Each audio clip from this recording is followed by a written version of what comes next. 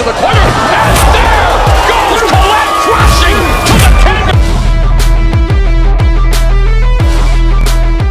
En tout cas, il y a une interaction très intéressante que je souhaiterais que vous regardiez, que l'on partage ici, dans le but de toujours grandir ensemble. Vous savez, ils sont venus en Afrique, ils ont pillé beaucoup d'histoires, ils ont pris l'argent, de l'or, ils ont pris des matériels très importants du continent qu'on a emmené pour toujours, on ne verra jamais. Il y a d'ailleurs un de nos frères ici, du Congo, je crois Brazzaville, ou Gabon, je ne sais plus, en tout cas certains de nos frères qui ont fait beaucoup de travail en France précisément pour essayer de récupérer tout ce qui a été pris, enfin certains éléments qui ont été pris de l'Afrique avec beaucoup de courage. La Finlande a restitué 2 fragments d'artefacts historiques sacrés qui ont été emportés de la Namibie à l'époque coloniale. Ici vous verrez le président de la Finlande ainsi que le président de la Namibie en train de discuter. C'était parce que la Finlande rentrait justement en Namibie pour venir rendre ce qu'ils ont pris dans le passé. Les artefacts qui sont des pierres sacrées ont été prélevés dans le royaume traditionnel du royaume d'Ovambo, au Donga. Cet endroit est maintenant situé en Afrique du Nord. Le président Sauli Niinisto a déclaré que la pierre puissante de Donga, comme on l'appelait, est précieuse, non seulement pour la communauté de Donga, mais également considérée comme faisant partie de l'identité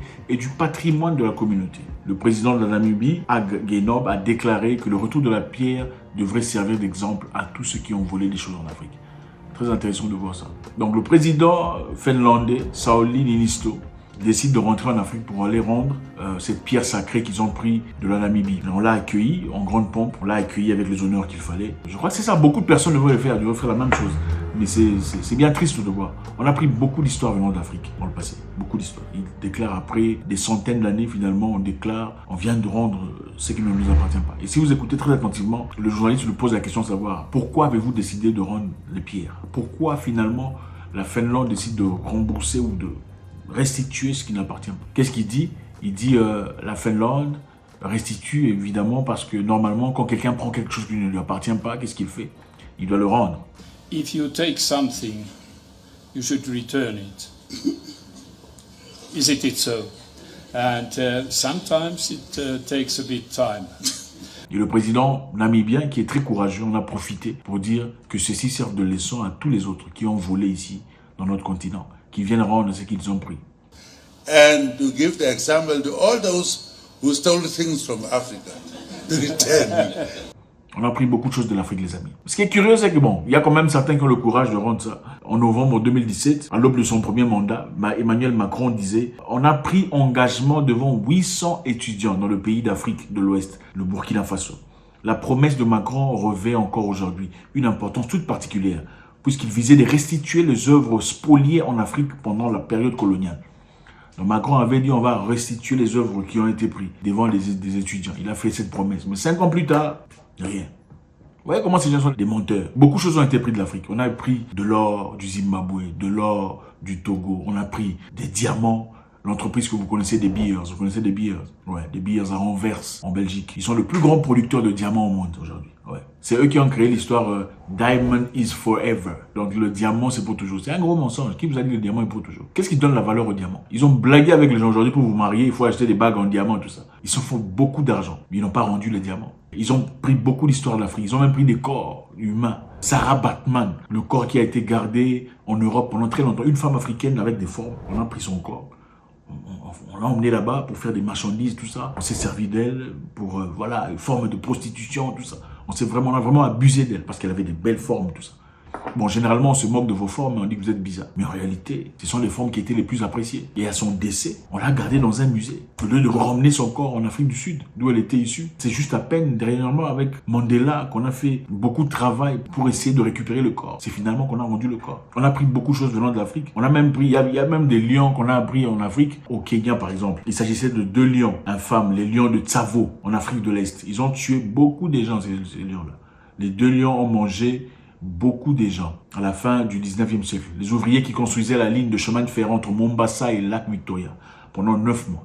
De 1898, 2 lions ont massacré les gens. En fait, on créé le chemin de fer venant de Mombasa à l'océan jusqu'en Ouganda. Il y avait 2 lions qui ont fini les gens. Ces lions-là ont mangé plus de 300 personnes. Et ces lions-là, les lions des Tsavo, on les a tirés dessus, on les a abattus. Finalement, on a pris le corps des lions, on les a envoyés en Europe, en Angleterre, dans les musées. On doit rendre tout ça. On doit rendre l'or qu'on a pris, on doit rendre les diamants. On a pris beaucoup de choses venant de l'Afrique. Je pense que c'est très important d'en parler. Aujourd'hui d'ailleurs, pour ceux qui ne savent pas, en Allemagne, il y a encore des crânes des Africains Ah oui, dans des musées. Il y a des crânes des Africains dans des musées en Allemagne. Oui, des crânes des Africains. Maintenant, je vais vous poser la question. Hitler a fait beaucoup de choses horribles en Allemagne. Si aujourd'hui, on gardait les crânes des gens que Hitler a tués là, on les mettait ça dans les musées, les gens, est-ce qu'on accepterait? Est-ce que le monde dirait que c'est ok, il n'y a pas de souci? Parce qu'aujourd'hui, ce que l'Allemagne avance comme alibi, c'est-à-dire que ce sont des faits historiques. C'est pour l'histoire, pour que les gens viennent. Enfin, évidemment, ils se font beaucoup d'argent à travers ça, pour que les gens viennent. Ce sont des faits historiques. Moi, ma question est celle-ci. Est-ce que si l'Allemagne gardait les têtes des gens que Hitler a tués en Allemagne dans des musées, le monde allait accepter? Absolument pas. Et c'est bien triste. Et en passant, évidemment, le président, au lieu de venir, le président, évidemment, Sauli Niinisto de la Finlande, au lieu de venir simplement, calmement, laisser ce qu'il a laissé et puis s'en aller, il a fait un petit commentaire par rapport à l'Ukraine. Pourquoi est-ce que l'Afrique du Sud se comporte de la sorte? Son journaliste a profité pour dire apparemment Poutine sera en Afrique du Sud. Est-ce qu'il ne sera pas arrêté? L'Afrique du Sud a décidé de rester neutre dans cette histoire. Quelle est la position de la Namibie? Le président a dit évidemment, on a vu ça, j'étais présent quand on parlait de cette histoire. Simplement, je voudrais vous dire une chose. Moi j'étais au Kenya. Il dit, moi j'étais au Kenya. Hillary Clinton était en train de prêcher les Africains de vouloir faire partie de l'ICC, du Cour pénal international. Elle disait, il faut faire partie de cette histoire qui nous aidera, qui nous unira, nous tous, nous permettra à ce que nous puissions avancer dans la justice. Et lui, il a posé la question, il a dit, Madame Hillary, c'est bien, vous nous prêchez la Cour pénale internationale, c'est une très bonne chose, de ramener en justice toutes ces personnes qui font des atrocités, des choses incroyables. Mais ma question est celle-ci. Pourquoi votre pays, à vous, ne fait pas partie de l'ICC, de la Cour pénale internationale? Vous nous envoyez, nous, pour aller faire partie de la Cour pénale internationale, pendant que vous-même, vous n'y êtes pas. Elle dit, oh non, tu vois, nous, d'ailleurs, nous avons notre système de justice. Un Américain ne peut pas aller être jugé ailleurs. Nous avons des cours de justice qui fonctionnent correctement. Si nous avons des problèmes avec quelqu'un américain, il sera jugé aux États-Unis. Il lui dit, ok, d'accord, nous avons aussi nos tribunaux chez nous. And I asked him, but how come you're not a member of that court? He said, yeah, our courts can handle it. I said, how about us? We have our own processes, systems and institutions. Un président très courageux qui a dit ce qu'il avait à dire ouvertement. Il le dit très clairement, suivez ce qu'il dit. Nous ne serons pas colonisés une fois de plus. Il y a beaucoup de gens qui pensent que puisque la colonisation a été faite et réussie, finie, aujourd'hui on acceptera qui que ce soit la Chine, les États-Unis ou la Russie, personne ne recolonisera l'Afrique. Et c'est donc ça, des gens forts. C'est un président qui a fait son mandat, il a fini, bientôt il va sortir. Pas de troisième mandat ou machin histoire. Le président Hadj Guinop, très courageux, qui récemment encore recadrait un monsieur allemand lui disant « Ne viens pas ici pour nous dire ce qu'on doit faire dans notre continent. Nous ne sommes pas des enfants. » Parce que le monsieur lui disait « Il y a beaucoup trop de Chinois ici en Namibie. Je suis arrivé à l'aéroport, il y en a beaucoup, il y en a partout. » Comme si c'était à lui de dire au président namibien qui doit être en Namibie ou pas.